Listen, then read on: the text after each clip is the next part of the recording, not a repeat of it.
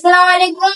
হারবাগা উপজেলা ৩ নং আসনের এমপি পদপ্রার্থী থেকে আমরা কিছু প্রশ্ন করব।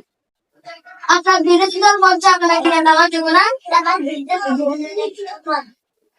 আপনার বিরোধী দল বলছে নাকি আপনার ক্ষমতা প্রয়োগ করে মানুষের টাকা দিয়ে মানুষকে ভোট আদায় করার চেষ্টা করছেন। আমার বিরুদ্ধে আপনার নেতা কর্মীরাও বলছে আপনারা কি এমপি হওয়ার যোগ্য না, আপনি পাগল। এটা আমার বিরুদ্ধে কি আপনাকে যেতে জিজ্ঞেস করে আপনার একই কথাই বল কেন? মানুষ কি সুখে আপনাকে পাগল বলে? আপনাকে কেন পাগল বলে?